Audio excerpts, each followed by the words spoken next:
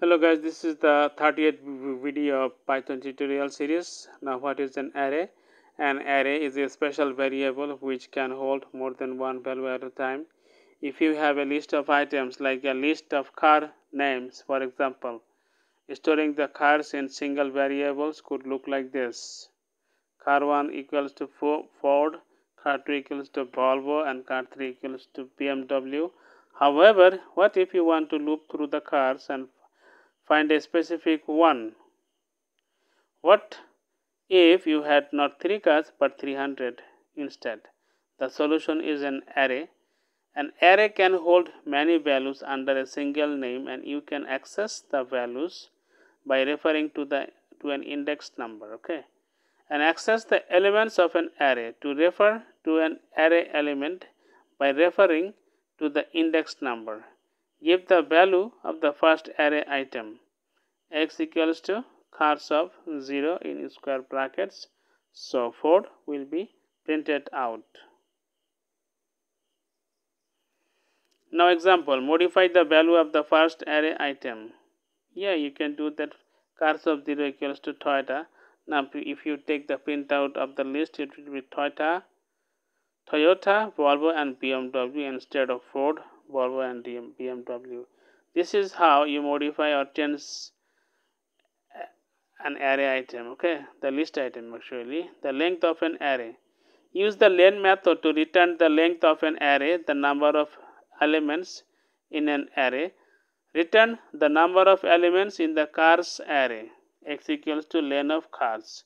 It's gonna be 3. Note, the length of an array is always one more than the highest array index. In case of cars, the highest array index is 2, but the length is 3. That's what. The looping array elements. You can use the for in loop to loop through all the elements of an array. Okay. So print each item in the cars array. For X in cars, print X. So we will have Ford, Volvo and BMW in 3 separate lines. Adding array elements. You can use the append method to add an element to an array. Okay, that's pretty cool. Add one more element to the cars array, cars.append of Honda. So now we will have four items inside the cars list. It's gonna be Ford, Volvo, BMW and Honda. Removing array elements. You can use the pop method to remove an element from the array. Delete the second element of the cars array. In this case, since it is the second item, we have to use the array index 1. So cars dot pop of 1. Now only 2 items like the first and the third item will remain. You can also use the remove method to remove an element from an array. Okay, that's delete the element that has the value Volvo. Cars dot remove of the item that has the value Volvo, and now we have only Ford and BMW. The lists remove method only removes the first occurrence of the specified value. Okay, if there are like 3 Volvos, then only the first Volvo will be removed or got rid of. Now array methods. Python has a set of built-in methods that you can use on lists or arrays. Method description. Append method adds an item at the end of the list. Clear method removes all the elements from the list. Copy method returns a copy of the list. Count method returns the number of elements with a specified value. Extend method adds the elements of a list or any iterable to the end of the current list. Okay, and index method returns the index of the first element with the specified value. Okay, insert method adds an element at the specified position. Pop method removes the element at the specified position. Remove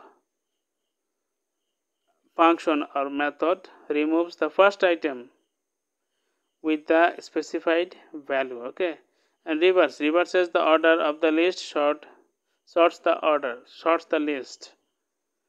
Note, Python does not have a built-in support for arrays, but Python lists can be used instead. Okay, go to the next chapter. I guess that will be a safer approach. Now we have Python classes and objects.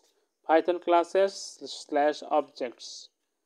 Python is an object-oriented programming language. Almost everything in Python is an object with its properties and methods. Okay.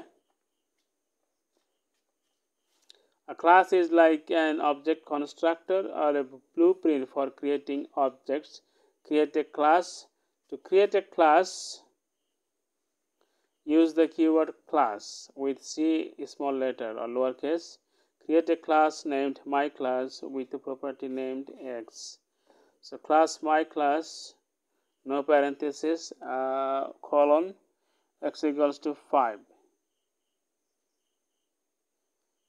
Then if you print of myClass, what content do you have in that class? It's simply X equals to 5, so 5 will be printed out.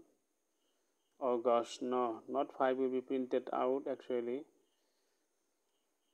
So in the console we have class, in single quotation we have underscore main underscore dot. I guess this means the main type of class. What my class I mean what classes and like lists they are. Okay, so once again print of my class, the output will be less than class hyphen colon underscore main underscore dot my class quotation mark closed less greater than. Okay, create object. Now we can use the class named myClass to create objects. Create an object named P1 and print the value of X.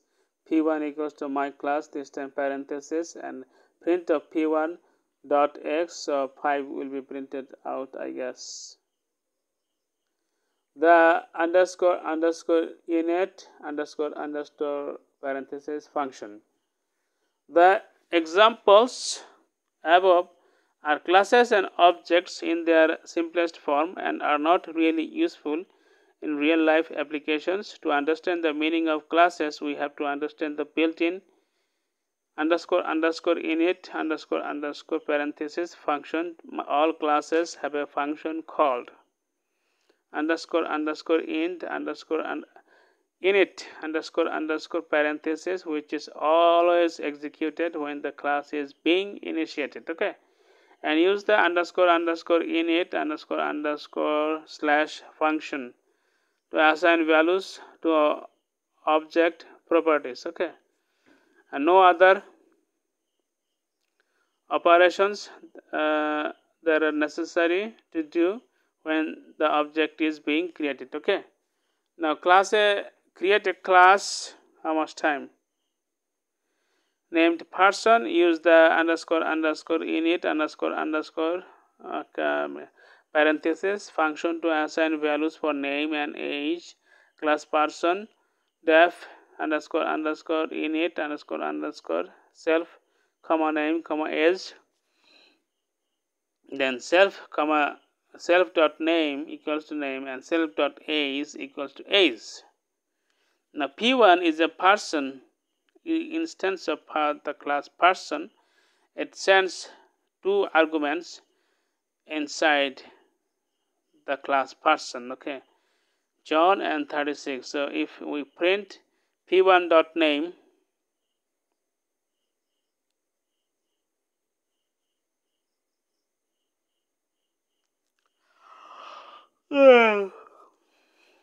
okay, I guess I was lost for a moment. So once again, class person colon def underscore init underscore self name age, self dot name equals to name, self dot age equals to age. Now we create an instance of the class person. How? P1 equals to person of John, comma 36. So P1's name, like P1 dot name will be, let's say, John, and P1 dot age will be 36. Now if you take print out of P1 dot name, that's what's gonna happen. And also print out P1 dot age. So in the first line, John will be printed out. In the second line, 36 will be printed out. That's it. Now let me have a look around. How much longer do I have to continue? I guess I am done for. Simply done for.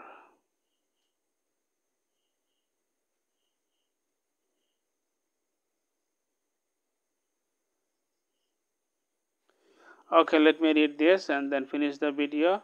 Note, the underscore underscore init underscore underscore parenthesis function is called automatically every time the class is being used to create a new object. Okay,